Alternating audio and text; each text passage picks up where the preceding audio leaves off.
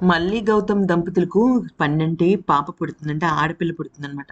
అయితే అంటుంది మళ్ళీ, "మనం దురదృష్టవంతులమండి. ఈ పాప మనది కాదు. వాళ్ళ యొక్క బిడ్డ" అంటుంది. అనంగానే గౌతమ్‌కి పిచ్చొస్తుందనమాట. ఎందుకంటే పుట్టిన పాపని కనీసం దగ్గర పొత్తిల్లోకి తీసుకొని ముద్దు గూడా పెట్టుకోకుండా కన్న బిడ్డని ఏ తండ్రికైనా కూతురు గాని, కొడుకు గాని పుడితే తన కొడుకు, తన బిడ్డ అని తెలిస్తే ఎవరైనా వేరే వాళ్ళకిచ్చేస్తాం మనం దురదృష్టవంతులం అంటే తట్టుకుంటాడా? గౌతమ్ గూడా తట్టుకోలేదు. తట్టుకోకుండా అయితే గౌతమ్ లాగేసుకుంటాడనమాట. బిడ్డని లాగేసుకుంటే ఇద్దరు కూడా నేను వెళ్ళిపోతున్నాను గౌతమ్ తీసుకుంటే మళ్ళీ ఏమో వద్దండి నా బిడ్డ నాకిచ్చేయండి, నా బిడ్డని నాకిచ్చేయండి అని అంటుంటుంది. నేనివ్వను నా బిడ్డని అని గౌతమ్ అంటాడు. అయితే వీళ్ళిద్దరూ ఇట్లా కొట్టుకుంటుంటే ఏమవుతుందంటే మళ్ళీ లోయలో పడిపోతుంది. బాగా లోతైన లోయల్లో అనమాట. పడిపోయేటప్పటికి మళ్ళీ అని గట్టిగా అరుస్తాడు గౌతమ్. ఇంకా ఈలోపు మాలిని, గౌతమ్ వీళ్ళందరూ వస్తూ ఉంటారు.